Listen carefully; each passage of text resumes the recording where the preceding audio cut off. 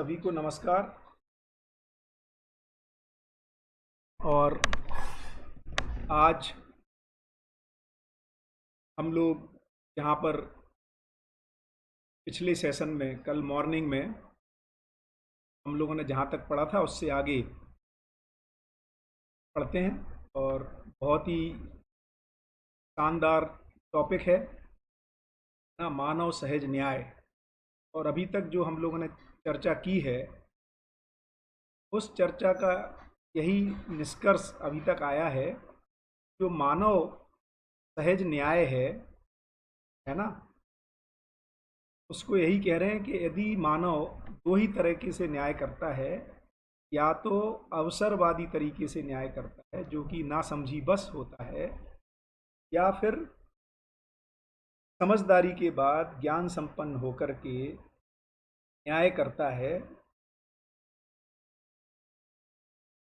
जो अवसरवादी ना होकर के, शीघ्र परिणामी ना होकर के, जो गुरु मूल्यन की ओर है, जो तृप्तिदायक है, जिससे एक से अनेक तक पोषण होता है ना, इस तरह के व्यवहार को मानव सहज न्याय कह रहे हैं। और ये कहने की कोशिश की जा रही है कि मानव की तृप्ति जो है वो मानव सहज न्याय से ही होगी।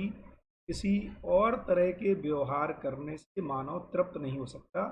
किसी को अलग अलग अलग अलग ढंग से बाबा ने बताया है, और ये भी बताया है कि व्यवहार करने में एक बहुत इम्पोर्टेंट रोल है, और वो रोल है शरीर का, हाँ, प्राण का, हृदय का, हाँ, मेधस का, पूरे शरीर का एक बहुत ही इम्पोर्टेंट रोल है। तो अब इससे आगे पढ़ते हैं। लघु मौलिकता से गुरु मौलिकता की ओर, हाँ, हम लोग पेज 107। लघु मौलिकता की ओर गति को विकृत परिणाम, परिपाक एवं फल की हेतुक संज्ञा है। तो हम लोगों ने कल भी चर्चा की कि जो फल है वो लगभग इमीडिएट है, परिपाक ऐसा फल है जो एक समय के बाद आता है, लॉन्ग टर्म और शॉर्ट टर्म यदि हम कहें। तो कुछ लोगों ने कहा था कि लघु मौलिकता से गुरु मौलिकता, और जो बौद्धिक अंतर है, तो सारा बौद्धिक क्षेत्र में जो अंतर है वो अमानवीयता से मानवीयता। अमानवीयता में तो बौद्धिक स्तर पे, इंटेलेक्चुअल लेवल पर, या जो मन वृत्ति चित्त है, और इवन जो अवधारणा है, क्योंकि अवधारणाएं क्रम से बनती हैं तो अंतर रहता ही है जब तक कि हम उस ट्रांजिशन को ना पूरा कर लें। हाँ, जो क्रियापूर्णता जिसको कहा जा रहा है, जिसको अनुभव मूलक है ना, या अनुभव संपन्न ना हो जाए, ऐसा हमारा कार्य व्यवहार ना हो जाए, विचार ना हो जाए, तब तक अंतर बना रहता है। और ये लघु मौलिकता से गुरु मौलिकता की जो गति है, प्रगति है, उसको सुकृत परिणाम, या जो शोषण कारी है उसको विकृत, और जो पोषणकारी गति है एक से अनेक तक की, उसको सुकृत परिणाम कह रहे हैं। मानवीय व्यवहार की दृष्टि, स्वभाव एवं विषय के आधार पर, मानवीय व्यवहार की दृष्टि, स्वभाव एवं विषय के आधार पर सामाजिकता का निम्न अनुसार वर्गीकरण किया गया है। तो मानवीयता, अतिमानवीयता और अमानवीयता, इसकी अपन चर्चा पिछले अध्यायों में अच्छे से कर चुके हैं। फिर भी तो मानवीय दृष्टि क्या है ना, तो धीरता, वीरता, उदारता मानवीय दृष्टि है। एक हम रेफरेंस को पहचान ले रहे हैं ना, मानवीयता को पहचानने के साथ ही जब उस रेफरेंस को पहचानते हैं तो उसके रेफरेंस में हम जो बात कर रहे हैं, जो ऐसी दृष्टियां नहीं हैं जिसको दीनता, हीनता, क्रूरता कह रहे हैं ना, उसको फिर अमानवीय दृष्टि कह रहे हैं। और इस रेफरेंस से अधिक जो है, जो ऐसे रेफरेंस को लोगों में स्थापित कर पाता है, ऐसे दृष्टियों को हम अतिमानवीय दृष्टि या अतिमानवीय स्वभाव या अतिमानवीय विषय कह रहे हैं। तो तीन स्थितियों की बात कर रहे हैं। एक जो स्टैंडर्ड है, जो मानवीयता है, तो स्टैंडर्ड कहाँ से आया कि मानव सुखपूर्वक ही जीना चाहता है, मानव हमेशा हार्मोनी में जीना चाहता है। उस स्टैंडर्ड को लेकर के जो चिर अपेक्षित चाहत है मानव की, उस स्टैंडर्ड को हम लोग अपने यहाँ पर मानवीय स्टैंडर्ड कह रहे हैं। उससे जो नीचे का स्टैंडर्ड है, जिसमें मानव क्षणिक सुख और दुख को झेलता रहता है ना, अपने संबंधों का निर्वाह नहीं कर पाता, अपनी ही अपेक्षाओं पर खरा नहीं उतर पाता है, उसको अमानवीयता कह रहे हैं, है ना। और जो ऐसा ऐसा दृष्टि, स्वभाव और विषय जो दूसरों में मानवीयता को स्थापित करने में सहयोगी हो पाता है, उसको अतिमान। बहुत ही बढ़िया स्पष्ट ढंग से मुझे लगता है अब हम सबको क्लियर हो गया होगा। अब यहाँ पर कह रहे हैं कि देखो, मानवीयता की जो पोषक दृष्टि, गुण, स्वभाव और विषय वाली इकाई को मानव की संज्ञा, अति मानवीयता की जो पोषक दृष्टि, गुण, स्वभाव, विषय वाली इकाइयों को दो श्रेणियों में वर्गीकृत किया गया, देव मानव और दिव्य मानव। तो मानवीय व्यवहार की दृष्टि हम सबको स्पष्ट हो गई, धीरता, वीरता, उदारता। स्वभाव के रूप में देखेंगे तो स्वभाव स्पष्ट हो गया, धीरता, वीरता, उदारता। दृष्टि के रूप में देखेंगे तो न्याय, धर्म और सत्य की दृष्टि। मानवीय व्यवहार में, मानवीयता में न्याय प्रधान रूप में धर्म और सत्य रहता है, क्योंकि सच्चाई तो मानव को भी पूरी समझ में आती है, अनुभव तो रहता ही है, तो सत्य रहता ही है, धर्म रहता ही है, प्रधानता जीने में न्याय की रहती है। ऐसे ही विषय में यदि देखेंगे तो पुत्रेषणा, वित्तेषणा, लोकेषणा या धन बल, जन बल और यश बल, कामना, है ना। यहाँ पर क्या अंतर हो गया है? अभी का जो हमारा धन की चाहत है वो संग्रह और सुविधा के लिए है, जन की चाहत भी उसी लिए है, यश की चाहत भी उसी लिए है। जबकि मानवीयता में जो धन चाहिए, जन चाहिए, यश चाहिए, ये व्यवस्था के लिए चाहिए, व्यवस्था में भागीदारी के लिए, और अति मानवीयता में व्यवस्था को स्थापित करने के लिए। तो इस तरह से तो देव मानव और दिव्य मानव में क्या अंतर हो जाता है? देव मानव यश बल प्रधानता से जीता है ना। स्वभाव, उसका विषय देखेंगे, स्वभाव देखेंगे तो दया प्रधान, कृपा और करुणा है, और दृष्टि देखेंगे तो धर्म प्रधान दृष्टि है। और ऐसे ही दिव्य मानव में सत्य प्रधान दृष्टि है, उसमें धर्म और न्याय समाया ही है ना। हर इस ढंग से देखेंगे तो गुरु मूल्य में लघु मूल्य समाया रहता है ना। और दृष्टि देखेंगे यदि दिव्य मानव में तो यहाँ पर सत्य प्रधान हो गई, और विषय सिर्फ सत्य है, सह अस्तित्व ही मात्र मेन ऑब्जेक्टिव रह जाता है, जिसके लिए सारी क्रियाशीलता करुणा प्रधान स्वभाव के द्वारा बनी रहती है। दया, कृपा, करुणा का यदि उदाहरण देखना चाहें तो मुझे ये बढ़िया लगता है कि किसी में वस्तु, एक है पात्रता विकास करना, एक है योग्यता विकास करना, और पात्रता योग्यता दोनों ही जिसमें ना हो, दोनों का विकास करना करुणा है।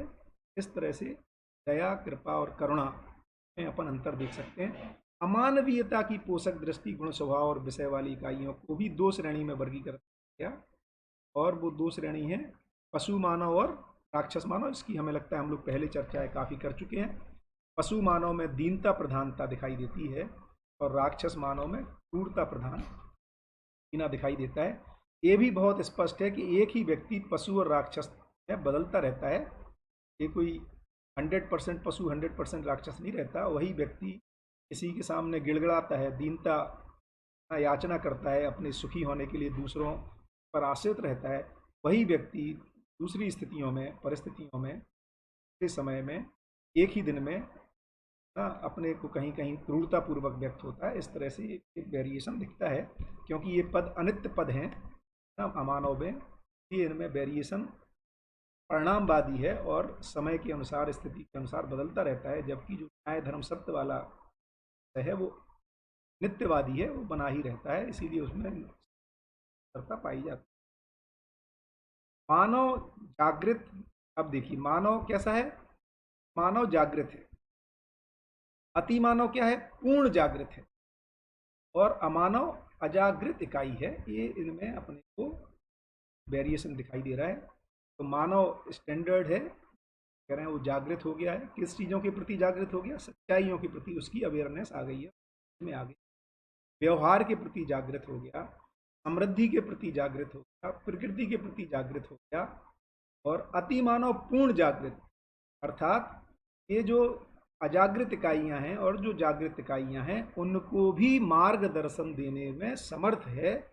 इस तरह से अंतर अपन देख सकते हैं। शोषण तथा पोषण भेद से ही मानव गुरुमूल्य, वह लघु मूल्यन प्रक्रिया को संपन्न करता है। तो शोषण तथा पोषण भेद से तो अपन ने पहले भी बात की। गुरु मूल्यन का मतलब है जो अपने से कम का पोषण कर पा रहा है, स्वयं का भी पोषण कर रहा है। और लघु मूल्यन का मतलब है जो शोषण कर रहा है, एक्सप्लॉयटेशन कर रहा है। क्योंकि अपनी बात हुई थी मानव इन तीनों अवस्थाओं से, माने पदार्थ, प्राण और जीव अवस्था से अधिक विकसित है। लेकिन विकसित होने का मतलब होता है पोषण में सहयोगी हो पाना ही अपने विकास का प्रमाण है।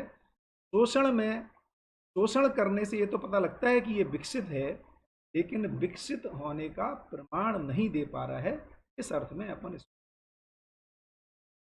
अब देखिए बहुत ही मजेदार सूत्र है, बहुत ही इंपॉर्टेंट है कि लघुत्व का गुरुत्व पर, संकीर्णत्व का व्यापकत्व पर, अल्पत्व का बृहदत्व पर, व्यष्टित्व का समष्टित्व पर, दुर्बल का सबल पर, अक्षम का सक्षम पर, अनाधिकारी का अधिकारी पर आक्रमण पूर्वक अधिकार पाने का प्रयास सफल नहीं होता, तदनुसार अवसरवादिता न्यायवादिता पर सफल और सिद्ध नहीं है और ना होगा। बहुत ही गजब का सूत्र है। लघुत्व का गुरुत्व पर, माने जो लघु है, जो शोषणवादी है, वो पोषणवादी पर, संकीर्णत्व का व्यापकत्व पर, जो संकीर्ण है ना, इसको दो ढंग से देख सकते हैं, इकाई का व्यापकत्व पर ना, या जो स्वार्थ में चल रहा है उसका जो परमार्थ कर रहा है उसके ऊपर, अल्पत्व का बृहदत्व पर, जो छोटा है उसकी बड़ी इकाई पर, व्यष्टित्व का माने इंडिविजुअल इकाई का समष्टित्व पर, संपूर्णता है उस पर, दुर्बल का सबल पर, जो कमजोर है उसका जो अधिक बलशाली है उस पर, अक्षम का सक्षम पर ना, जो कम क्षमता के साथ है उसका अधिक क्षमता वाले पर है ना। सक्षम माने जो न्याय कर पाता है, मानव पर माने अमानव का मानव पर, अनाधिकारी का अधिकारी पर, आक्रमण पूर्वक अधिकार पाने का प्रयास सफल नहीं होता। जो मैं कल बोल रहा था, ऐसे लोग जो यदि अधिकार अपने से अधिक पर अधिकार पाने का प्रयास करते हैं आक्रमण पूर्वक भी, तब भी वो सफल नहीं होता।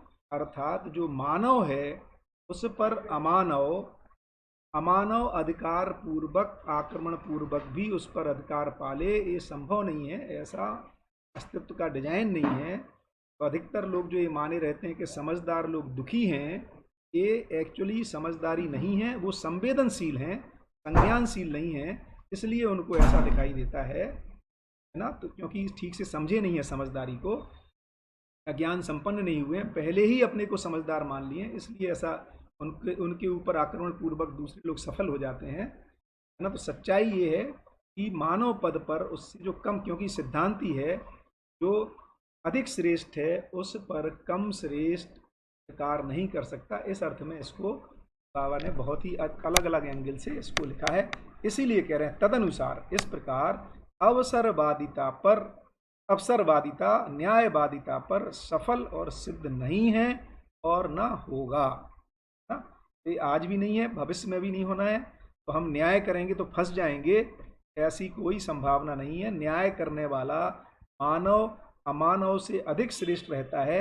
इतना ही है कि वो अमानव का शोषण नहीं करता है, बल्कि उनका पोषण करता है। इसीलिए अमानव भी मानव का सम्मान करने के लिए या उस जैसा बनने के लिए लालायित रहते हैं, प्रतीक्षित रहते हैं। ये समझ में आता है। इसी अर्थ में मानव पद की प्रतिष्ठा है या ज्ञान की प्रतिष्ठा है या न्याय की प्रतिष्ठा है, ऐसा कहा जा रहा है। बढ़िया, किसी ने अच्छा सवाल पूछा है ना बाबू भाई। इसको पूरा करने के बाद अपन इस पर चर्चा करेंगे। भारत इतने वर्ष यदि गुलाम रहा, एक्चुअली हमें उल्टा करना चाहिए। हम क्या करते हैं, जैसे हमें मानते हैं कि हम समझदार हैं और फिर दुखी हैं, हम इसको नहीं छोड़ पा रहे कि इसका मतलब हो सकता है हम समझदार नहीं हैं, है ना। उसकी वजह हम क्या बार बार कह रहे हैं, देखो हम समझदार हैं फिर भी दुखी हैं। तो यदि हम गुलाम रहे, इससे उल्टा निष्कर्ष निकालना चाहिए, शायद अपने में कुछ कमी रही होगी। क्योंकि श्रेष्ठ, यदि हम मानव पद में रहे होते, अमानव मानव पर अधिकार नहीं कर सकता। मानव किसी भी अमानव का किसी भी देश काल स्थिति परिस्थिति में गुलाम नहीं रह सकता। इसकी कोई अस्तित्व में व्यवस्था नहीं है। इसका मतलब अपने को सोचना पड़ेगा कि उसके बावजूद भी यदि हम अपने को ये कहना चाहते हैं, है ना, कि हम श्रेष्ठ थे, इसको अच्छे से मन लगा के इस पे अपने को विचार करना चाहिए, तभी ये स्पष्ट होगा। उपरोक्त अनुसार ही एक व्यक्ति द्वारा कुटुंब के, एक कुटुंब द्वारा समाज के, एक समाज द्वारा राष्ट्र के, एक राष्ट्र द्वारा विश्व के साथ न्याय सम्मत व्यवहार तथा अनुसरण प्रणाली है। ऐसे ही डिजाइन है ना। क्या डिजाइन है कि जो बृहद है वो दूसरे के साथ उसको मार्गदर्शन करने में जो नेचुरल डिजाइन है वो यही है। कुटुंब व्यक्ति का, समाज कुटुंब का, राष्ट्र समाज का, विश्व राष्ट्र का, है ना। इस ढंग से ही उनको मार्गदर्शन करना चाहिए। इसी ढंग से अनुसरण प्रणाली से स्वर्गीयता का अनुभव जागृत मानव परंपरा में ही है। अभी की स्थिति में नहीं कह रहे हैं, है ना। अभी अजागृत स्थिति में तो व्यक्ति ही, क्योंकि परंपराएं ठीक नहीं है, व्यक्ति ही अनुसंधान पूर्वक इसको स्थापित करेगा सच्चाइयों को, हाँ, या कुटुंब। अभी अभी प्रक्रिया कैसे चलेगी? व्यक्ति, कुछ परिवार, फिर समाज, ऐसे अभी ऐसे प्रक्रिया चलेगी। और एक बार व्यवस्था स्थापित हो जाती है उसके बाद ये जो प्रक्रिया है जागृत मानव प्रणाली में, जहाँ पर कुटुंब व्यक्ति का, समाज कुटुंब का, राष्ट्र समाज का, विश्व राष्ट्र का उनके मार्गदर्शन करता है, और ये सब व्यक्ति कुटुंब एक अपने से बड़ी इकाई का अनुसरण प्रणाली से चलते हैं। इसमें ही स्वर्गीयता का अनुभव होता है। इसलिए सिद्ध है, यह इसलिए भी सिद्ध है, गुरु मूल्य को लघु मूल्य में समाहित नहीं किया जा सकता, है ना। इसलिए ये भी इससे निकल के आता है कि जब एक व्यक्ति अनुसंधान कर लेता है तो वो अनेक व्यक्तियों को दबाव पूर्वक काम नहीं कर सकता है। ये स्वतंत्रता हर व्यक्ति में, कुटुंब में, समाज में ये बनी रहती है कि ये जो आया हुआ प्रस्ताव है उसको स्वीकारने का हर व्यक्ति की कर्म स्वतंत्रता बनी ही रहती है। इसका हनन नहीं किया जा सकता। जब इसको एक दूसरे व्यक्ति, कुटुंब, समाज स्वमूल्यांकन पूर्वक इसको श्रेष्ठ पाते हैं, फलतः इसका अनुसरण करते हैं और समाज में एक जागृत मानव परंपरा माने एक ऑर्गेनिक विधि से स्थापित होती है।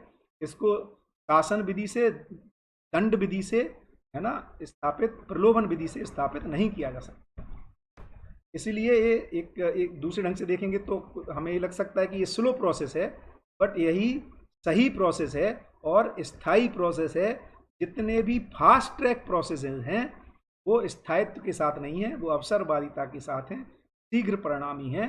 जो ज्ञान परंपरा है ये चूंकि अपनी ही जागृति, व्यक्तियों की जागृति के साथ ही शुरू होती है। इसमें बहुत ही ब्यूटीफुल एक सूत्र आया है। आप जो आगे जब बाकी किताबों का अध्ययन करेंगे तो बाबा कह रहे हैं सामाजिकता क्या है? समाज में अनुभव संपन्न व्यक्तियों की संख्या का बढ़ना ही सामाजिकता है। क्या गजब बात है ना। तो मानवोचित नियम पालन प्रक्रिया व नीति को अनुकूल तथा इसके विपरीत को प्रतिकूल आचरण की संख्या। तो अनुकूल आचरण, प्रतिकूल आचरण क्या है?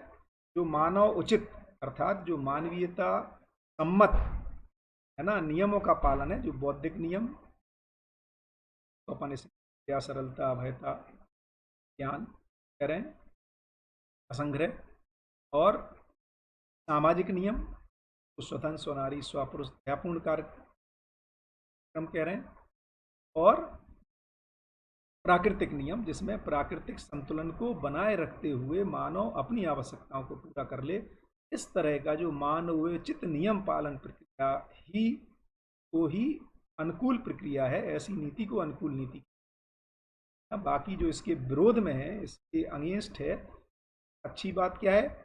इसके अगेंस्ट होने से मानव, एक से अनेक मानव स्वयं ही अपने में दुख का अनुभव करते हैं, पीड़ा का अनुभव करते हैं, अव्यवस्था की पीड़ा से संपन्न रहते हैं, फलस्वरूप इसको बदलना चाहते हैं, इसीलिए बदलता भी है। नियम ही न्याय है, न्याय ही ज्ञान है, ज्ञान ही विवेक व विज्ञान है, विवेक एवं विज्ञान ही समाधान है, समाधान ही नित्य सुख एवं पूर्ण है, सत्य ही नियंत्रण है और नियंत्रण ही नियम है। इस तरह से यदि अपन देखेंगे, इस पे काफ़ी चर्चा हुई है ना। फाइनली यदि पूरे एक ही उसमें देखेंगे तो अस्तित्व में एक ही नियम काम कर रहा है प्रधान रूप में, तो सत्य भी कह रहे हैं कि अस्तित्व सह अस्तित्व, मूल नियम जो है वो सह अस्तित्व का ही है ना। तो सह अस्तित्व रूपी नियम ही बेसिकली मानव मानव की परस्परता में न्याय के रूप में है, और मानव में ज्ञान है जिसमें दो पक्ष आते हैं, विज्ञान और विवेक। एक जो है विवेक जो है वो लक्ष्य को निर्धारित करता है, और विज्ञान उस लक्ष्य तक कैसे पहुंचना है इसकी दिशा को निर्धारित करता है। इसको मिला करके ही समाधान कह रहे हैं, और यही नित्य सुख है, यही नित्य सुख है। बिल्कुल आवाज बढ़ाते हैं भैया। सत्य ही नियंत्रण है, अर्थात ज्ञान ही फाइनली मानव में नियंत्रण का कारक है, और नियंत्रण ही फाइनली उसमें नियम के रूप में। अभी ठीक है आवाज। रूप, बल, पद एवं बुद्धि वैयक्तिक संपत्ति है, इनकी सफलता इनके सदुपयोग से ही है, जो सामाजिक तथा बौद्धिक नियम पालन से ही संभव है ना। ये मैंने अभी आपको बताया। तो बढ़िया। तो जो बौद्धिक नियम है, रूप नहीं, जो रूप, बल, पद एवं बुद्धि है ना, ये क्या चीज है? ये वैयक्तिक संपत्ति है ना। ये व्यक्ति विशेष की संपत्ति, उसकी उसकी उसकी संपत्ति है, और इनकी सफलता इनके सदुपयोग से ही है। तो रूप एक किसी व्यक्ति का है, बल उसका खुद का है ना, इसमें शारीरिक बल, मनोबल। पद जो समाज तय करता है, और बुद्धि है ना, ये उसकी पद। इसमें यहाँ पे जब पद की बात कर रहे हैं तो मानव पद जो अस्तित्व सहज पद है उसकी बात कर रहे हैं, है ना। तो यहाँ जो पद है, जो समाज द्वारा दिया गया पद है, वो सामाजिक है, सामाजिक संपत्ति है। यहाँ जो बल कह रहे हैं, यहाँ पे धन बल नहीं कह रहे हैं, जो शरीर बल है और जो मनोबल है उसको कह रहे हैं। जो धन बल है जो आगे आएगा वो सामाजिक संपत्ति है ना। तो यहाँ पर जो रूप है, क्योंकि हर रूप सुंदर रूप है ना, हर रूप एक अपने आप में सुंदरता के साथ है। हर माँ को इसीलिए अपना बच्चा अच्छा ही लगता है ना। और आगे देखेंगे कि रूप का व्यवहार सच्चरित्रता के साथ। एक्चुअली जो रूप की जो ब्यूटी है, क्या गजब बात है। रूप की ब्यूटी क्या है? रूप की ब्यूटी उसकी सच्चरित्रता के साथ है। कितना ही रूपवान हो, चरित्र यदि ठीक नहीं है, चरित्र किसको कह रहे हैं? सुधन, सुनारी, स्वपुरुष और दयापूर्ण कार्य व्यवहार। तो कितना ही आप अपने परिवारों में भी देख सकते हैं, और आज भी अधिकतर जितने भी परिवारों में जो मनमुटाव पति पत्नी में जो देखने को मिलता है, उसके मूल में एक प्रधान कारण दुश्चरित्रता देखी जाती है ना। जितने भी केसेस पेंडिंग है उनको भी देख सकते हैं। तो जो रूप का जो रूपवान है, उसका सही रूप की जो ब्यूटी है वो एक्चुअली उसके चरित्र से ही पता चलती है। तो सच्चरित्रता, रूप का व्यवहार सच्चरित्रता के साथ संतुलित रहता है, बल का व्यवहार दया के साथ। तो अभी जो बलशाली है, माने जो शरीर बल की जो बात कर रहे हैं, इसका व्यवहार दया के साथ है ना। अपने से कमजोर का पोषण कर पाना शरीर बल में। और मनोबल को देखेंगे तो अपने से जिसका मनोबल कम है, अर्थात जिसको न्याय की स्पष्टता नहीं है, जो दीनताहीनता क्रूरता में जीता है, उसकी पात्रता विकास कर पाना, उसको वस्तु उपलब्ध करा पाना, ये बल का व्यवहार, इसी को दया कह रहे हैं। तो बल का, मनोबल और शरीर बल का व्यवहार दया के साथ संतुलित देखा गया। अभी हम जो बल को मानते हैं, जो दूसरों के साथ है ना लड़ाई झगड़ा करने में काम कर ले, इसको कह रहे हैं कि ये संतुलित नहीं है और ये सफल नहीं है। ऐसे ही बुद्धि का व्यवहार दूसरों को, अभी माने जिसको अभी आज की बोलचाल की भाषा में जब अपन बुद्धि कहते हैं, भ्रमित में देखें तो बुद्धि तो भ्रमित नहीं है, इसकी अपनी चर्चा हो गई है। माने वो अपने को जो श्रेष्ठ मानना है, तो अभी हम स्मार्टनेस कह रहे हैं उसको, कि दूसरों को हम बेवकूफ़ बना देते हैं, है ना। जैसे गंजे को कंघी बेच आए, इस तरह को हम बोलते हैं कि बड़ा ही है ना, माने इंटेलेक्चुअल है या जो भी है ना, अच्छा, दूसरों को चूना लगा देना, जिसको बोलचाल की भाषा में कहते हैं, है ना। तो जबकि बुद्धि का व्यवहार कैसे सफल है या संतुलित है? विवेक एवं विज्ञान के साथ ही संतुलित पाया जाता है, और यही नियम और यही न्याय है। ऐसा अपने को स्पष्ट हो रहा है कि किस तरह से रूप, बल, पद और बुद्धि, यहाँ पे पद, ये अस्तित्व सहज पद की बात हो रही है, जिसको अपन कह रहे हैं कि अस्तित्व सहज पद, जो मानव पद, देव मानव पद और दिव्य मानव पद है, ये वैयक्तिक संपत्ति है। इनकी सफलता इनके सदुपयोग से ही है, और इनका सदुपयोग क्या है इसको नीचे स्पष्ट कर दिया। बहुत बढ़िया, शानदार, बहुत ही अच्छा, है ना। स्पष्ट कि जो रूप को अभी हम बार बार जितना ब्यूटी पार्लर पे दौड़ लगी हुई है, और आजकल ब्यूटी पार्लर का मतलब सिर्फ महिलाएं नहीं है ना। मैं तो मैरिजेज में अभी रिसेंटली गया था अपने ही भांजे भतीजों की, तो देखता हूँ कि सारा, आप पूरी रिसेप्शन की तैयारी कर लो, है ना, और कितने बजे का लोगों को टाइम दे दो, और वो जब फाइनली डिपेंड करता है कि ब्यूटी पार्लर वाले ने कब छोड़ा, और बाकी सारे प्रोग्राम लेट हो जाते हैं, और वहाँ पर आपका कोई चलता भी नहीं है, क्योंकि सारा अभी हम रूप, सारी सुंदरता, रूप को हम सुंदरता से देख रहे हैं। सच्चरित्रता के साथ देखेंगे, समझ पाएंगे, एक ज्ञान संपन्न हो पाएंगे, तभी ये सारे दबाव से भी मुक्त हो पाएंगे। मैं ये भी नहीं कह रहा कि इन दबाव से अपन मुक्त हो सकते हैं, क्योंकि ज्ञान ही वो ताकत है जो मानव को इस, जो जो हमारे ऊपर दबाव हैं, अमानवीयता के दबाव हैं, उससे मुक्त करने में सफल हो पाता है। इससे कम में हम केवल एक संकल्प कर लें कि नहीं मैं तो संकल्प करता हूँ आज से ऐसा करूँगा, ये संकल्प सफल नहीं है, क्योंकि संकल्प तो बुद्धि की क्रिया है, और जब बोध होता है अवधारणाओं के आधार पर ही संकल्प मानव बना पाता है। सुरेंद्र पाल भाई कह रहे हैं बढ़िया, धन्यवाद। जो अपने से आगे के लोग जब उत्साहवर्धन करते हैं तो अच्छा ही लगता है। बहुत बढ़िया। तो उक्त व्यवहार न्याय आश्रित होने पर ही सफल है, अन्यथा अवसरवादिता है।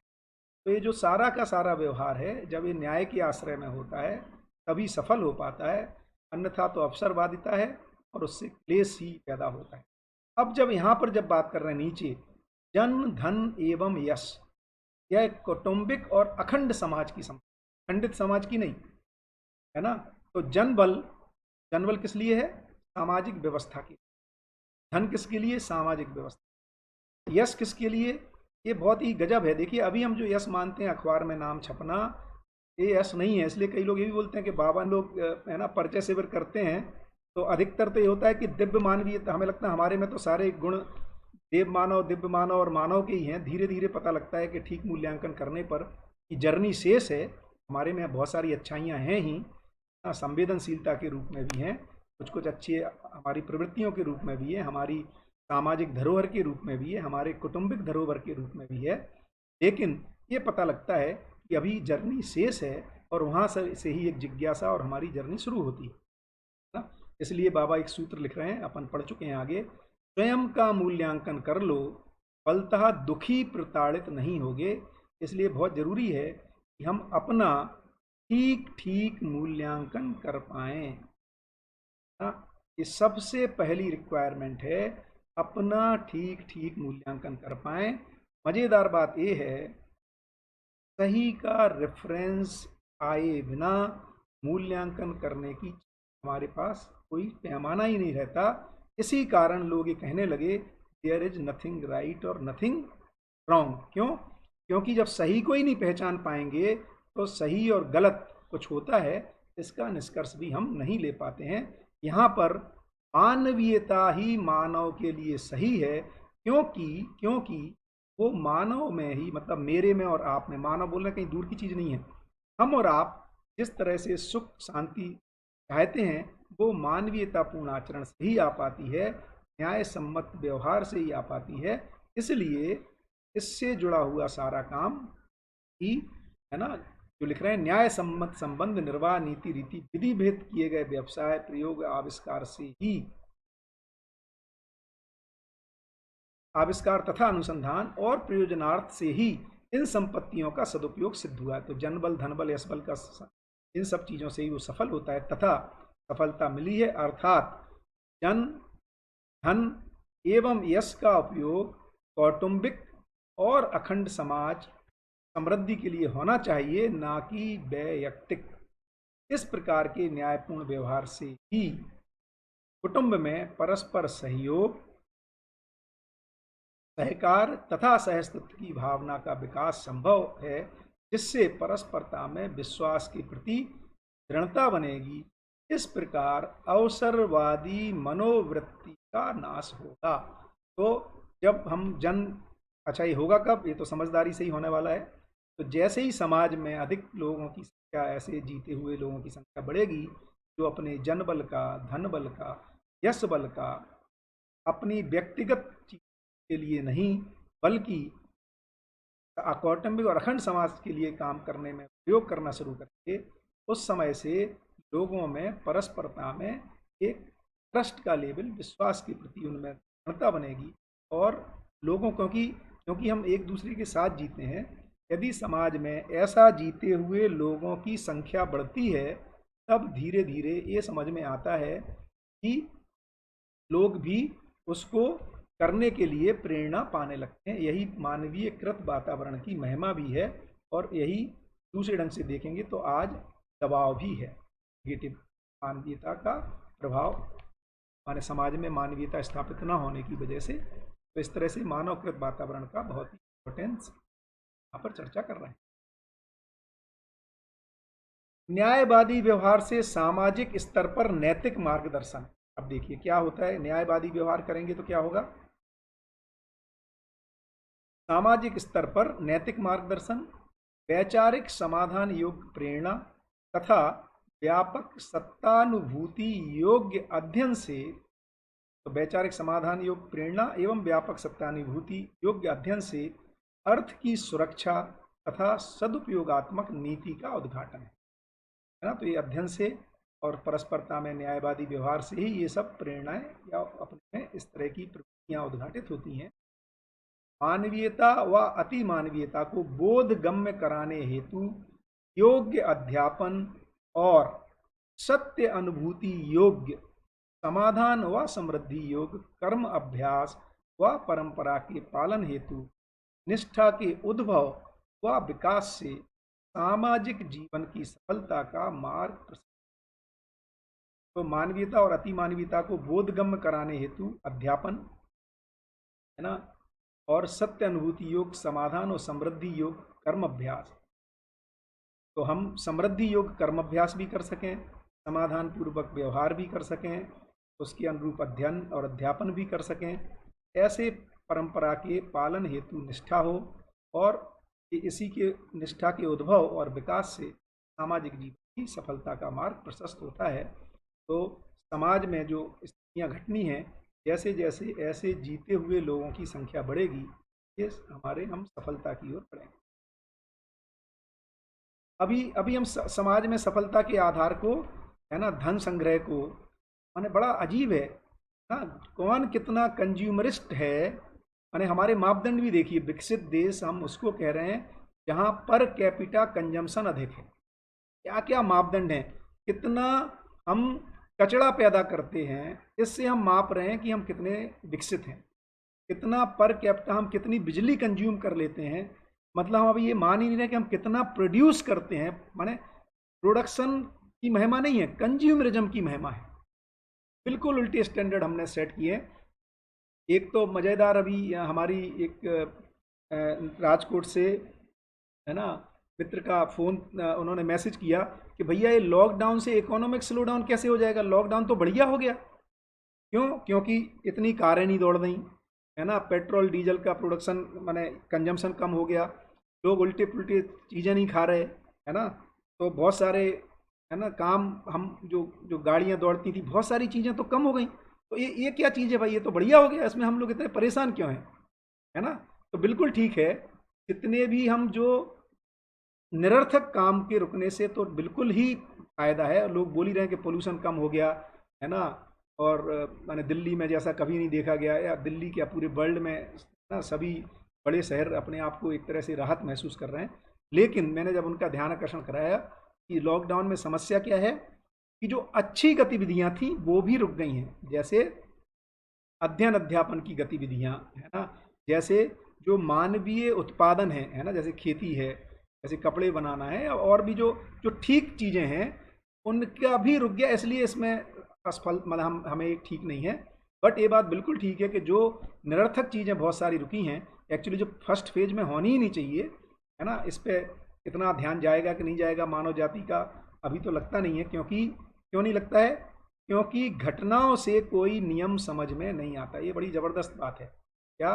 घटनाओं से मानव नियम को नहीं पहचानता है, बल्कि नियम स्पष्ट होने से घटना स्पष्ट होती है, जबकि हर घटना किसी न किसी नियम के तहत ही होती है। फिर से मैं रखता हूँ इसको। घटनाओं से नियम समझ में नहीं आता, जबकि हर घटनाएं नियम से होती हैं। नियम समझ में आने से घटना एक्सप्लेन होती है। तो अब मानव को मानवीयतापूर्ण नियम की स्पष्टता कराने से ही उस वो ये देख पाएगा कि हम कहाँ कहाँ, है ना, अपने आहार में, हमारे जीने के तौर तरीकों में क्या गलती कर रहे हैं, है ना, ये स्पष्ट होगा। तब इन घटनाओं को ठीक से समझ पाएगा। अदरवाइज तो एक गलती समझ में समीक्षा होने से यही होता है कि वो दूसरी गलती की ओर चल देता है। बढ़िया। तो न्याय ही विधान, विधान ही व्यवस्था, व्यवस्था ही ज्ञान, विवेक, विज्ञान व ज्ञान। फिर से, न्याय ही विधान, विधान ही व्यवस्था, व्यवस्था ही ज्ञान विवेक विज्ञान, ज्ञान विवेक विज्ञान ही नियम, नियंत्रण ही नियम ही नियंत्रण, और नियंत्रण ही न्याय है। इस अपनी काफी चर्चा हो गई है इस पर। न्याय विधान व्यवस्था ज्ञान व नियम के लिए प्रेरणा देने तथा इसमें निष्ठा उत्पन्न करने के लिए क्रम से इस विद्वान, विचारक तथा प्रचारक की उपादेयता अपरिहार्य है। क्या मतलब है कि इस सब के लिए, अर्थात न्याय के लिए प्रेरणा देने के लिए, विधान में लोगों को प्रेरणा देने के लिए, व्यवस्था के लिए प्रेरणा देने के लिए, ज्ञान और नियम को के रूप में प्रेरणा देने के लिए, और इसमें लोगों में निष्ठा उत्पन्न करने के लिए व्यवस्थापक की, विधायक की, विद्वान की, विचारक की, विचारक की उपादेयता अपरिहार्य है। अपरिहार्य माने मस्ट है, चाहिए ही चाहिए। तो व्यवस्थापक भी चाहिए, विधायक भी चाहिए। अब ये सब क्या है? व्यवस्थापक, विधायक, विद्वान, प्रचारक, विचारक, इनकी जो मिनिमम क्वालिफिकेशन, क्योंकि आप जब इनको पढ़ेंगे नीचे तो ऐसा लगेगा इसमें जो बेसिक रिक्वायरमेंट है हर कोई, इंक्लूडिंग प्रजा, लास्ट में प्रजा लिखा है, वो मानवीयता से संपन्न होना इनकी मिनिमम क्वालिफिकेशन है। फिर क्या बात हो रही भाई?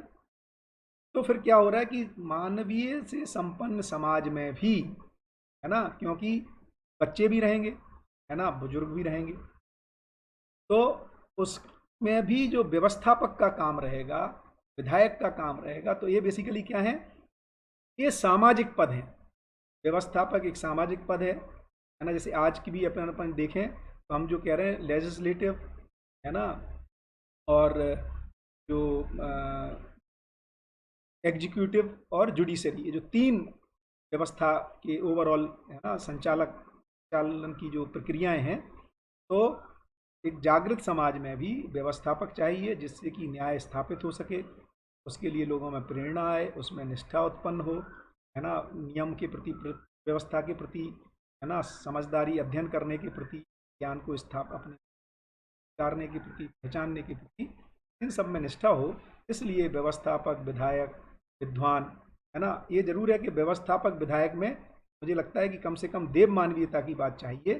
बाकी, है ना, बाकी लोगों में जो व्यवस्थापक, विधायक और विद्वान में एक बार पढ़ भी लेते हैं डेफिनेशंस, है ना, ये देव मानव, दिव्य मानव के काम है। बाकी का जो है ना, मानव के जीने की विधि, प्रकृति के साथ जीने की विधान है, पारंगत हो, स्वयं नैतिकता का आचरण करने वाला हो, कराने वाला हो, तो प्रेरणा दे सके, तथा विपरीत आचरण करने वाले को, ये मजेदार बात है। अभी हम क्या करते हैं, जो हमारा संविधान है, तो बाबा ने कहीं लिखा है, आपका यदि ध्यान जाएगा तो देख पाएंगे, बलराज भाई और स्पष्ट रूप से बताएंगे, जो कि हमारे सुप्रीम कोर्ट में लॉयर हैं, आपके साथ जुड़े हुए हैं। तो क्या कह रहे हैं? विपरीत आचरण करने वाले को अभी हम क्या करते हैं? दंड देते हैं। यहाँ क्या कह रहे हैं? व्यवस्थापक किसकी संज्ञा है? विपरीत आचरण करने वाले को समझदारी पूर्वक सुधार कर सकने वाले व्यक्ति की व्यवस्थापक संज्ञा। तो बाबा कह रहे हैं दंड का मतलब ही है सुधार, और सुधार का मतलब है अज्ञान, इस माने गलती की तो जरूर कुछ ना समझी होगी। मानव मूलतः गलती करना नहीं चाहता, ना समझी बस गलतियां होती हैं। और यदि मानव एक उम्र के बाद गलती करता हुआ पाया जा रहा है, इसका माने है कि जो पूरी मशीनरी है, जो पूरा व्यवस्था का डिजाइन है, जो पूरा खांचा ढांचा है ना, जो शिक्षा है, ये सारी की सारी किसी न किसी रूप में कहीं विफल हुई है। इसलिए उनको कैसे एक हमारे लिए इंडिकेटर भी हो कि हम कहाँ असफल हो रहे हैं, उसको वहाँ भी ठीक किया जाए, और उनको समझदारी पूर्वक सुधार कर सकने वाले व्यक्ति की प्रक्रियाओं को स्थापना एवं पर्यावरण व संतुलन के योग स्पष्ट नीति निर्णय करने वाले विद्वान एवं व्यक्तित्व संपन्न व्यक्ति की विधायक संख्या है। तो विधायक भी विधि विधान में पारंगत ही हैं, और क्या नीति होनी चाहिए, क्या निर्णय होने चाहिए, क्योंकि जो प्राकृतिक संतुलन है इस समय के अनुसार, है ना, परिस्थितियों के अनुसार इसको बदलना भी पड़ता है ना। तो उसमें ओवरऑल नियम न्याय का बना ही रहता है संतुलन का, बट आवश्यकता अनुसार तो जो परिवर्तन करना है, जो उसको स्पष्टता रहती है, उसको विधायक क्या है। विद्वान मानवीयतापूर्ण आचरण सहित मानव की परस्परता के मध्य में पाए जाने वाली विषमता को समापहरण माने अपहरण कर ले, माने दूर कर दे विषमताओं को, ऐसे समाधान का निर्भ्रांत स्वरूप में अध्ययन कराने वाले व्यक्ति को ही विद्वान संज्ञा है, जो बेसिकली अध्यापन करा रहे हैं, शिक्षा संस्कार में जो भागीदारी कर रहे हैं, है ना, जिनको अपन अभी आज की भाषा में प्रोफेसर, असिस्टेंट प्रोफेसर, ये ना, लेक्चरर या जो टीचर, तो ये टीचर का रोल है विद्वान का। में ये योग्यता होना जरूरी है कि वो जो विषमताएं हैं जो बच्चों में, या जो जो जो जिज्ञासु है, उनको योग समापन करने योग्य समाधान स्थापित कर सके, अध्ययन करा सके। विचारक मानवीयतापूर्ण आचरण सहित मानव की परस्परता के मध्य में पाई जाने वाली विषमता को समापहरण करने योग्य समाधान को प्रस्तुत कर सके, है ना, ऐसे व्यक्ति को विचारक कह रहे हैं, है ना। और प्रचारक, क्योंकि प्रचार की भी जरूरत होगी, लोगों तक इस बात को अलग अलग माध्यम से, कला के माध्यम से, है ना, सोशल मीडिया के माध्यम से, मूवीज के माध्यम से, किताबों के माध्यम से, नुक्कड़ के माध्यम से, ड्रामा के माध्यम से, तो नैतिकता, चरित्र एवं मूल्य का कलापूर्ण ढंग से लोक जनमानस में विश्वास उत्पन्न करने वाले को प्रचारक की संज्ञा है।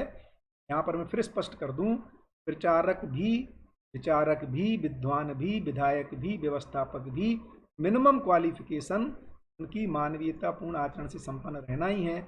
आज के प्रचारक को हम देखते हैं, अधिकतर जो एक्टर एक्ट्रेसेस हैं, है ना, ये हमारी बहुत सारी चीज़ों का प्रचार करते हैं ना, जैसे सिगरेट को नहीं पीना है ना, या किसी चीज़ का, और भी बहुत सारी चीज़ों का, लेकिन उनमें स्वयं में वो नैतिकता, चरित्र और मूल्य नहीं पाए जाते। इसीलिए धीरे धीरे इनके ऊपर से लोगों का विश्वास उठ रहा है। ये बाबा ने कहीं लिखा भी है कि अभिनय करता तो अभी ऐसा हो गया है कि उससे अच्छे से अच्छे, है ना, राजनेता का काम करवा लो, उससे अच्छे से अच्छे ना वकील का काम करवा लो, जज का काम करवा लो, भिखारी का भी काम करवा लो, उसके लिए तैयार है, बशर्ते पैसे मिलने चाहिए। तो यहाँ पर प्रचारक कह रहे हैं कि जो नैतिकता, चरित्र एवं मूल्य का कलापूर्ण ढंग से लोक जनमानस में विश्वास पैदा कर सके, अविश्वास नहीं, विश्वास पैदा कर सके, ऐसे को प्रचारक कह रहे हैं। ऐसे रोल मॉडल्स की समाज में अत्यधिक आवश्यकता है सच्चाई को स्थापित करने के लिए। और प्रजा भी कैसी है, नियम सहित मानवीयतापूर्ण आचरण का पालन करने वाले प्रत्येक मानव की प्रजा संज्ञा है। विचारक तथा विद्वान ही प्रचारक हो सकते हैं, है ना, बहुत ही बढ़िया। शासन और शासक, शासन और शासक भ्रमित मानव प्रवृत्ति की उपज है। शासक के विचारक तथा विचारक के शासक बनने की संभावना नहीं, कोई पॉसिबिलिटी नहीं है। शासक का मतलब है जो भय और प्रलोभन, जो कैरट और स्टिक, है ना, से काम करना चाहता है, उसकी कोई संभावना नहीं है वो विचारक हो सके, क्योंकि शासन करते समय मानव को व्यापक विचार करने का तथा व्यापक विचार करते समय शासन करने का अवकाश और अवसर ही नहीं होता है। क्या बात है, क्या बात है। शासक का मतलब ये है कि वो बहुत सीमित अर्थ में, दायरे में चीज़ों को देख रहा है ना, तो वो व्यापक विचार ही नहीं कर पाता, मतलब वो समग्रता में चीज़ों को नहीं देख पाता है ना। और जो समग्रता में जिसको एक बार दिख गया वो शासन कर नहीं सकता, क्योंकि उसको उसकी निरर्थकता स्पष्ट हो चुकी। तो विचारक सदा सदा व्यवस्था का पोषक है और शासक सदा सदा व्यवस्था का शोषक है। और कई बार हम आज जो शासन है उसी को हम व्यवस्था मान लेते हैं, और फिर हम ये बोलते हैं कि व्यवस्थाएं काम क्यों नहीं कर रही हैं ना। तो शासन और व्यवस्था दो एकदम अलग अलग चीज़ें हैं, तो अच्छे से अपने को मन लगा के अध्ययन करना चाहिए, उसमें और स्पष्टता बढ़ेगी। जब व्यक्ति व्यवस्था अर्थात अखंड समाज, सार्वभौम व्यवस्था के अर्थ में समाधान पूर्ण विधि से अपने वैचारिक जीवन की प्रतिष्ठा, योग्यता एवं पात्रता को अर्जित कर लेता है, तब वह व्यवहार पक्ष की समस्याओं के समाधान से युक्त हो जाता है तथा यही इनकी तृप्ति भी है। ऐसे व्यक्ति में क्षोभ का अभाव हो जाता है, यही मानवीयता का वैभव। तो ऐसा जब व्यक्ति व्यवस्था अर्थात अखंड समाज और सार्वभौम व्यवस्था के अर्थ में समाधान पूर्ण विधि से अपने वैचारिक जीवन की प्रतिष्ठा, योग्य, क्षमता, योग्यता, पात्रता, मतलब व्यक्ति जब कम से कम अपने परिवार में स्थापित हो जाता है, अपने मित्रों में स्थापित हो जाता है, तब वह व्यवहार पक्ष की समस्याओं के समाधान से युक्त होता है और यहाँ से ही इसकी तृप्ति का स्रोत भी है। ऐसे व्यक्तियों में क्षोभ का अभाव हो जाता है, यही मानवीयता का वैभव है। न्यायपूर्ण व्यवहार को स्वीकारने का अर्थ ही समाधान की उपलब्धि के लिए प्रयास एवं, ये बहुत ही गजब का सूत्र है कि हमारे में प्रयास होता कब है, हम प्रयोग करते कब हैं, तो उसकी मिनिमम रिक्वायरमेंट क्या है। जैसे ही मुझे न्यायपूर्ण व्यवहार अवसरवादी व्यवहार से श्रेष्ठ है, यह स्पष्ट हो जाता है, उस समय से हम उसके लिए प्रयोगरत या प्रयासरत होते हैं। न्यायपूर्ण व्यवहार से समाधान की उपलब्धि निम्न क्रम में होती है। कैसे होती है?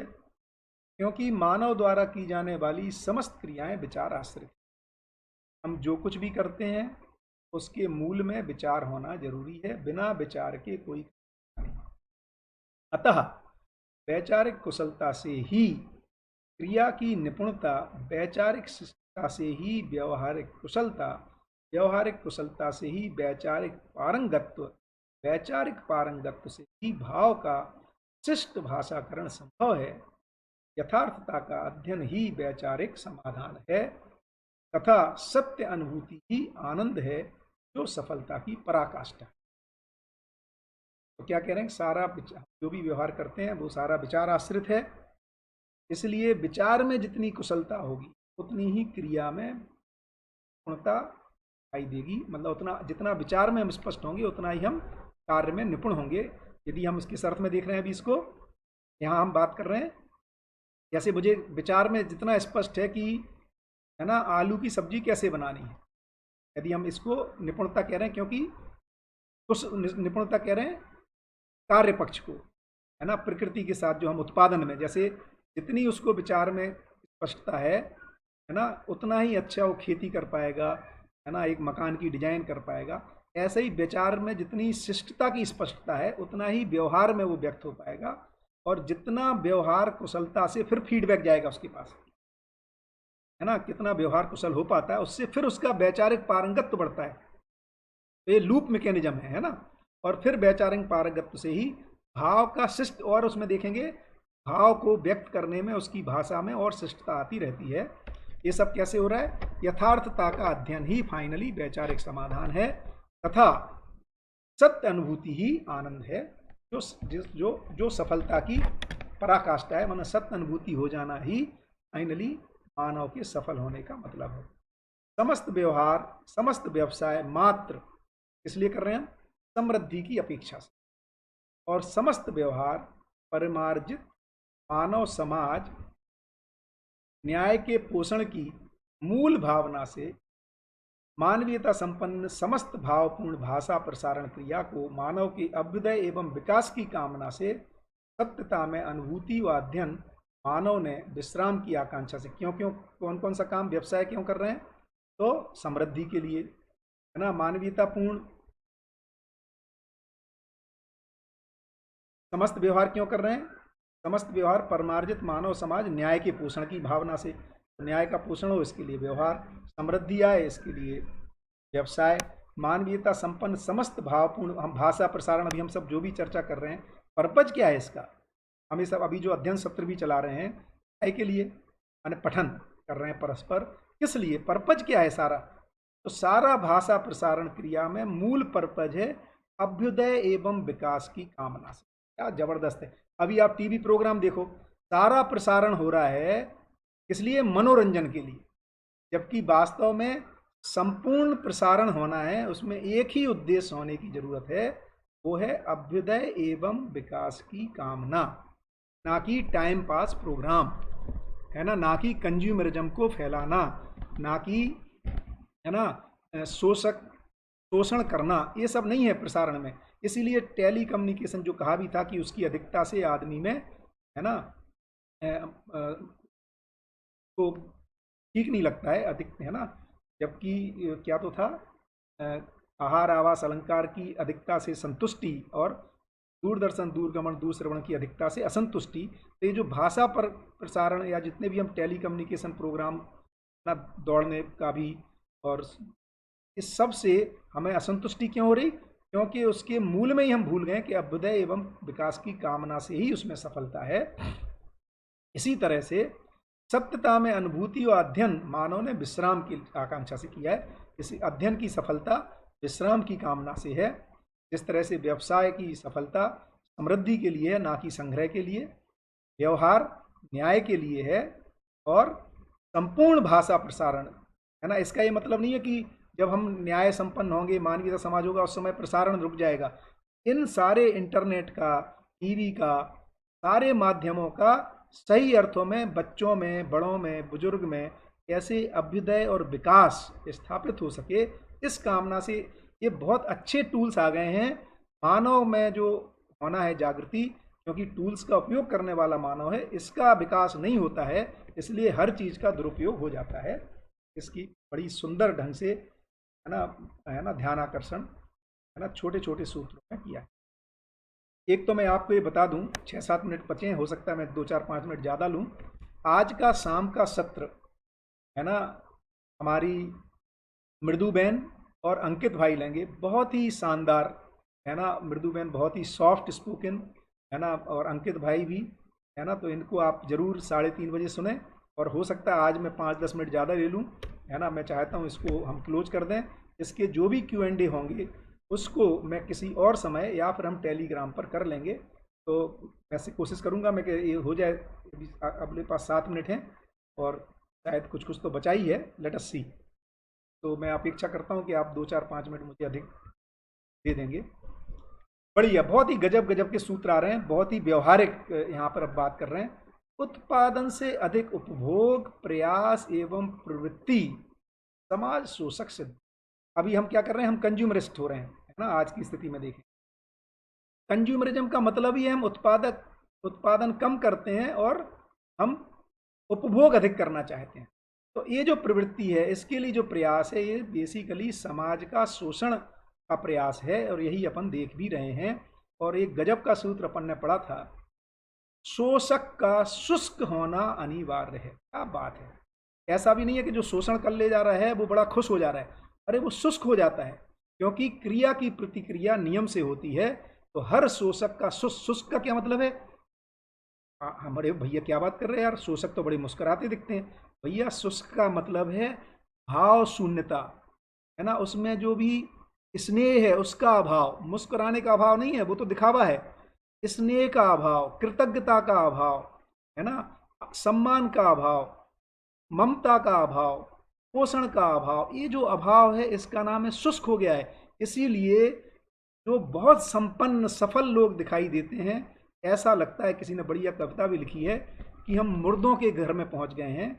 माने आदमी जीते हुए भी मुरझाया हुआ है, क्योंकि शुष्क हो चुका है, उसमें ये सारी चीज़ों का अभाव पाया जाता है।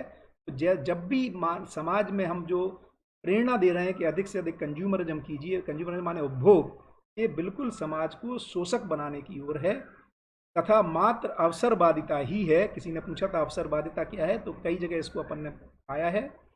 मूल में देखेंगे तो अमानवीयतापूर्ण जो कार्य व्यवहार है, सुविधा संग्रह भोग, है ना, की जो प्रवृत्ति है, प्रिय हित लाभ की जो प्रवृत्ति है, कम दे करके अधिक लेने की जो प्रवृत्ति है, कम उत्पादन करके अधिक उपभोग कर लेने की जो प्रवृत्ति है, यही सारी प्रवृत्ति अवसरवादिता है। न्यायवादी व्यवहार से आवश्यकता से अधिक उत्पादन व समाज न्याय पोषक होना से। तो न्यायवादी व्यवहार करते हैं तो हर परिवार अपनी आवश्यकता से अधिक को उत्पादन करना ही चाहता है और इससे कम में समाज में पोषण प्रमाणित भी नहीं हो पाता है, तभी समाज में न्याय का पोषण होता है। अवसरवादी व्यवहार में और स्पष्ट कर रहे हैं, अवसरवादी व्यवहार में पर धन, भाई अब आप उपभोग अधिक करना चाहते हो, उत्पादन कब करोगे, तो दूसरे के धन पे नजर रहेगी, क्योंकि आप तो कर नहीं रहे, तो कैसे दूसरों की जेब से पैसा अपनी जेब में आ जाए, यही काम रह जाएगा। तो अवसरवादी व्यवहार में पर धन, पर नारी और पर पीड़ा का समाविष्ट होना आवश्यक है, जिसके लिए अमानवीयतावादी मानसिकता, अमानवीयतावादी भाषा, अमानवीयतावादी प्रसारण प्रोग्राम, अमानवीयतावादी प्रकाशन, प्रकाशन माने जितनी भी नॉवेल्स हम लिख रहे हैं, कहानियाँ लिख रहे हैं, है ना, ये सब जो आप मैगजीन्स पढ़ो, है ना, ये सब उसी के ऊपर है। टॉप 500, फोर्स 500, अरे यार इतना पैसा इकट्ठा किया कहाँ से उसने, इस पर कोई चर्चा नहीं है। उसके लिए हम फोर्स 500 और बड़ा तालियां बजा रहे हैं कि अब तो इंडिया वाले भी 25 पहुंच गए। इसका मतलब है कि इंडिया में भी ये मानसिकता बहुत तेजी से फैल रही है ना। उसके बाद भी हम कह रहे हैं कि हम गुलाम कैसे, हम पहले ही मानसिक गुलामी का शिकार हैं, है ना, इसको हम पहचान ही नहीं पा रहे। हाँ मतलब बात कर रहे हैं एनीवेज। तो कैसा अमानवीयतावादी मानसिकता के लिए हम काम कर रहे हैं, उसी भाषा को यूज कर रहे हैं, उसी के लिए सारा प्रसारण है, उसी के लिए सारा प्रकाशन है, उसी के लिए सारा प्रदर्शन है, चाहे वो मूवी बनाओ, चाहे वो नुक्कड़ प्रोग्राम करो, चाहे वो इंटरटेनमेंट प्रोग्राम करो, फूहड़पन के, है ना, जोक्स पे हम हंस रहे हैं। तो ये सब चीज़ें, क्योंकि ये अनिवार्य है। क्यों अनिवार्य है? यदि आपको कंज्यूमरिज्म बढ़ाना है भैया, यही करना पड़ेगा। क्यों? आदमी को पीड़ा होती है तो इंटरटेनमेंट प्रोग्राम चलाओ, थोड़ी देर के लिए उसको, है ना, वो जो अफीम देने जैसा प्रोग्राम है ना, थोड़ी देर के लिए आदमी हंस लेता है। तो जिससे भ्रामकता का तथा विलासता का ही प्रचार होता है, जो मानव कुल को असंतुलित, व्याकुल तथा त्रस्त किए हुए। हमारी बड़ी पीड़ा है कि हमारे बच्चे, हम माता पिता में तो ऐसे कोई खराब संस्कार नहीं है, बच्चों में नहीं आ रहे, क्योंकि बच्चे तो समाज में जीते हैं, है ना। तो मानव कुल असंतुलित हो रहा है इस तरह के उससे, और हम चुपचाप बैठे हैं और फिर हम अपने को अच्छा आदमी बोलते हैं। संवेदनशील होना अच्छा लगता है, अच्छा है नहीं। समझदारी, संज्ञानीयता ही अच्छा है, जिसमें संवेदनाएं विलय ही रहती हैं, है ना। इसको बहुत अच्छे से अपने को देखना चाहिए। उपरोक्त अनुसार मानव, अच्छा एक और जबरदस्त सिद्धांत, मानव गलती करने का अधिकार लेकर तथा सही करने का अवसर एवं साधन लेकर जन्मता है। तो हर मानव गलती करने का अधिकार से संपन्न ही है, क्योंकि भ्रमित है और श्रेष्ठ इकाई है प्रकृति की, है ना। लेकिन श्रेष्ठता उसमें ये भी समाई हुई है कि सही करने का अवसर है। साधन शरीर के रूप में साधन की बात कर रहे हैं, और मन, वृत्ति, चित्त, बुद्धि, ये हमारे टूल्स हैं। अंतरंग साधन और बहिरंग साधन के साथ ही जन्मता है। इस प्रकार उपरोक्त अनुसार मानव को न्यायवादी बनाने हेतु, उपरोक्त अनुसार मानव को न्यायवादी बनाने हेतु तथा न्याय में निष्ठा उत्पन्न करने हेतु उसे स्वभाववादी बनाने के लिए व्यवस्था व शिक्षा संस्कार का योगदान आवश्यक है। भैया इसमें अपन जितने भी लोग जुड़े हैं उनसे मेरी ये प्रार्थना भी है कि कैसे हम इसको शिक्षा संस्कार में लाएं। आप अपने अपने स्तर पर, अपने अपने जिस तरह से भी लोगों को प्रेरित कर सकें, तो मैं इस बात को, है ना। और सबसे मुख्य बात, यानी हम विचारक प्रचारक बने, इसमें मुख्य बात क्या है कि हम अपने में स्वयं में ठीक से अध्ययन का मन बनाएं, स्वयं अध्ययन संपन्न हों, अपने आचरण में इसको प्रमाणित करें और दूसरों को प्रेरणा दे सकें। ये सब काम अपने को करना पड़ेंगे, यही अपने को करने योग्य काम भी है। तो उपरोक्त अनुसार मानव को न्यायवादी बनाने हेतु तथा न्याय में निष्ठा उत्पन्न करने हेतु उसे स्वभाववादी बनाने के लिए, क्योंकि इसके लिए व्यवस्था और शिक्षा संस्कार का योगदान आवश्यक है। तो भैया हम अपने ग्रुप में बहुत सारे ऐसे लोग हैं जिनका अपनी पीढ़ी का काम तो चल जाएगा, अपने बच्चों के लिए इकट्ठा कर रहे हैं। बच्चे पहले ही कह रहे हैं कि पापा हम तो अपना कमा लेंगे, आप हमारे लिए इकट्ठा मत करो। तो ये भैया मोह को इसको माने व्यवस्था को समझें। बाकी के भी अपने ही बच्चे हैं, हम समाज का हिस्सा हैं, उसमें अपने जन बल, धन बल, यश बल को अधिक से अधिक योगदान दें। पहला योगदान स्वयं को समझदार बनाने के लिए ही है। भ्रांति ही अवसरवादिता में आसक्ति का कारण है। भ्रांति मात्र आरोप है। आरोप का मतलब अधिमूल्यन, अवमूल्यन, निर्मूल्यन, आरोपित मूल्य है। इसको अपने को ठीक से पढ़ना चाहिए, भ्रांति से मुक्त होने के लिए प्रयास करना चाहिए। भ्रांति के विपरीत में ही निर्भ्रमता है, निर्भ्रमता ही न्याय का कारण है। एकमात्र न्याय योग्य करने की योग्यता आने के लिए हमें निर्भ्रम माने सच्चाइयों को जैसा है वैसा समझना ही होगा। निर्भ्रमता के फलस्वरूप समाधान, क्या बात है, उसके फलन में ही समाधान है, मनोबल है ना, मनोबल बढ़ जाता है, क्या ताकत है ना। सुख मतलब बहुत ही सिंपल चीज है। देखो मैं जस्ट एक एग्जाम्पल की बात कर रहा हूँ। मनोबल को देखिए, बाबा है ना राष्ट्रपति भवन में राष्ट्रपति से मिलने जाते हैं, और मैंने सोम भाई से सुना है, सोम भाई एक कुछ मीटिंग्स में रहे भी, तो मनोबल देखिए, उनसे कह रहे हैं कब तक और आप है ना, या अपराध के अलावा आपने किया ही क्या है ना। तो वो भी मैंने दो दो श्रेष्ठ लोगों के वार्तालाप को सुन के देखने सुनने का भी एक मज़ेदार माना एक एक्सपीरियंस है कि वो कह रहे हैं तो बताइए इसका उपाय क्या है इससे मुक्त होने का। तो बाबा कह रहे हैं परमाणु निरस्त्रीकरण पर काम कीजिए, है ना। तो क्या गजब की बात है। तो कहाँ से मनोबल आ रहा है। एक व्यक्ति राष्ट्रपति से या किसी से भी है ना इस तरह से जो वार्तालाप कर रहा है। इनफैक्ट मैंने सोम भाई को भी सुना कि जब जब नरेंद्र मोदी जी चीफ मिनिस्टर थे, है ना, और मैं भी उस मीटिंग में तो नहीं था, बट उस मीटिंग का जो प्रोग्राम चल रहा था, जो बहुत सारी DYSP की मीटिंग मतलब जो शिविर चल रहा था, उसकी जो पासिंग आउट परेड में आए और उसके फलस्वरूप जो सोम भाई का मिलना हुआ, तो सोम भाई ने भी नरेंद्र मोदी जी से कहा कि चर्चा में उन्होंने कहा कि आप इसको गुजरात में कीजिए, तो उन्होंने कहा कि आपके पास जिस समय 7 दिन होंगे तब इसको करेंगे। ये जो मनोबल है ना, कि क्योंकि हम आपको कुछ देने आए हैं, क्या कह रहे हैं, मैं आपसे मुझे कुछ चाहिए नहीं, आपको कुछ देना चाहता हूँ। ये मानव का मनोबल है, क्योंकि वो अपने अभी अभी हम जो अभी क्या चाहते हैं, हमें दूसरों से धन चाहिए। मानव समृद्ध है ना, मानव पद में समृद्धि है, समृद्धि का प्रमाण उदारता है। वो कहता है आपको कुछ देने आया हूँ, आपको यदि कुछ चाहिए, आप में जिज्ञासा उदय होती है, तो मैं अपने तन मन धन से आपको कुछ देने की ताकत से संपन्न हूँ। क्या गजब मनोबल है।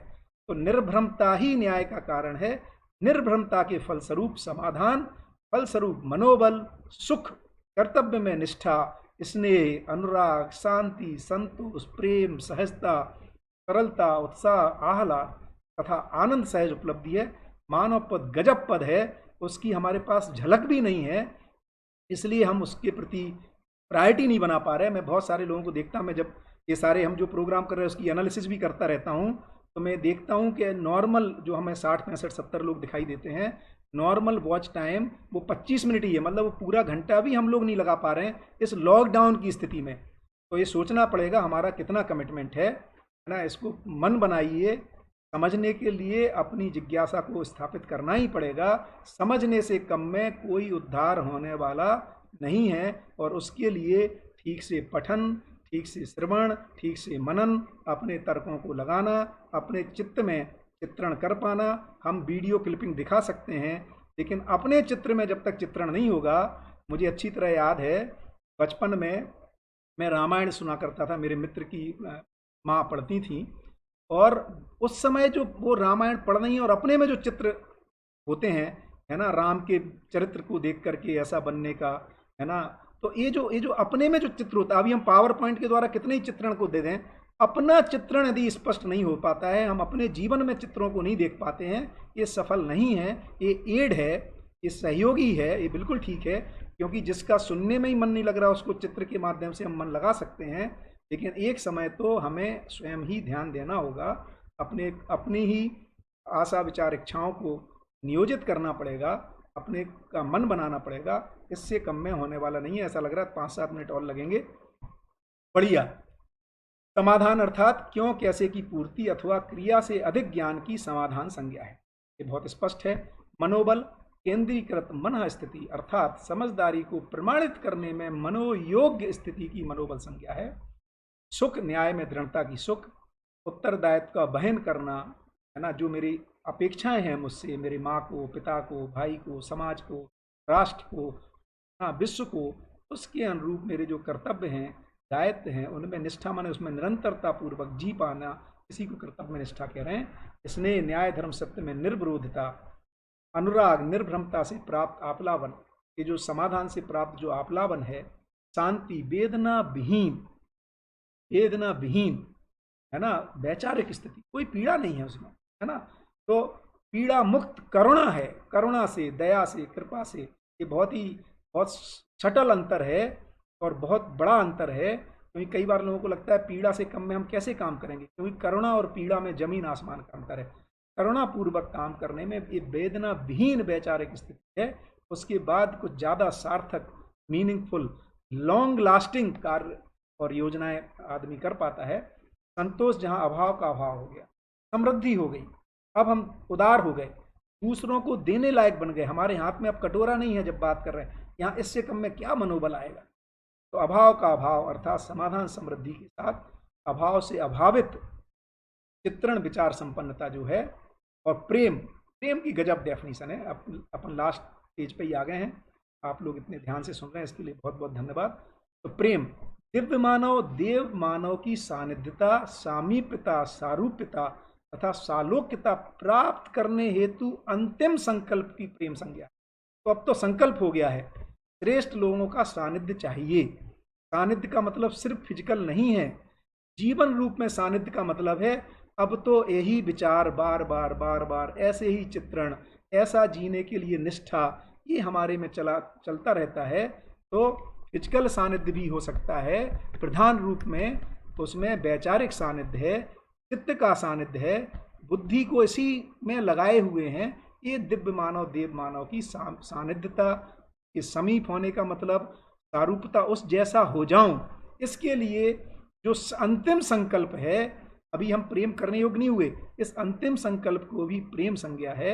और फिर ऐसा उस अनुभव को पा जाने पर दया, कृपा, करुणा की जो संयुक्त अभिव्यक्ति है, जो मानव मात्र के लिए, प्रकृति मात्र में संतुलन स्थापित करने के लिए, मानव में न्याय धर्म को स्थापित करने के लिए, समाज में व्यवस्था स्थापित होने के लिए, जो ये दया, कृपा, करुणा की जो कंबाइंड एक्सप्रेशन है, उसको प्रेम कह रहे हैं। क्या बात है, क्या चीज है वो, है ना।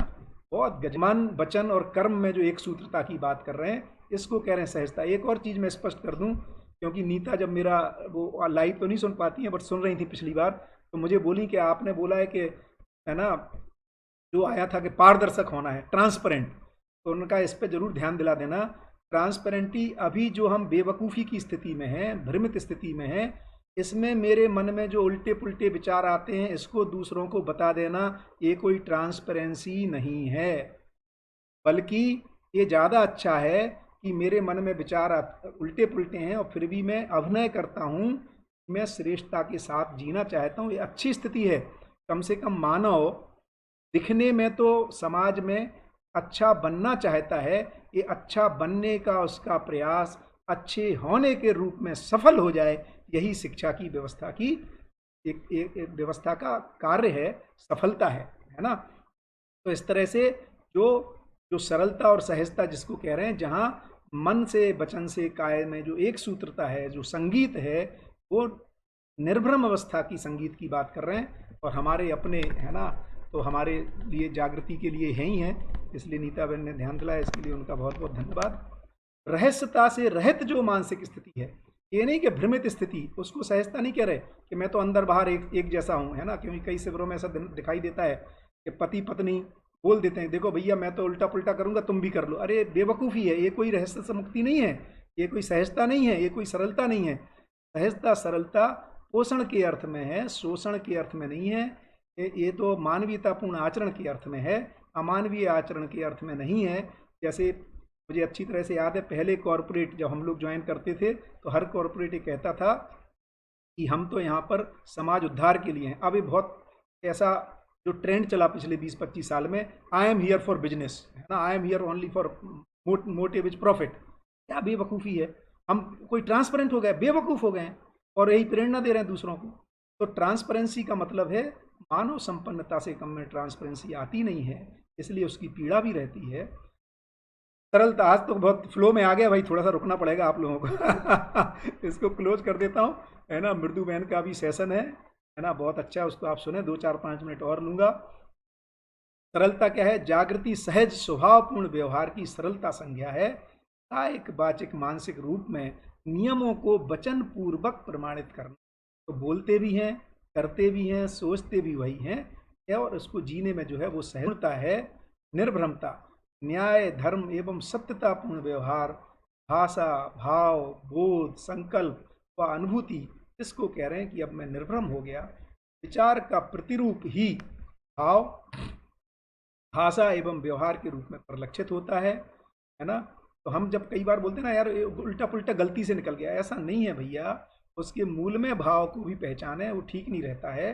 तो सत्य अनुभूति योग क्षमता से व्यवहार भाव निष्ठा के रूप में है, तथा सह अस्तित्व ही मूल में पवित्र विचार है, जिससे न्यायवादी व्यवहार प्रतिष्ठित है।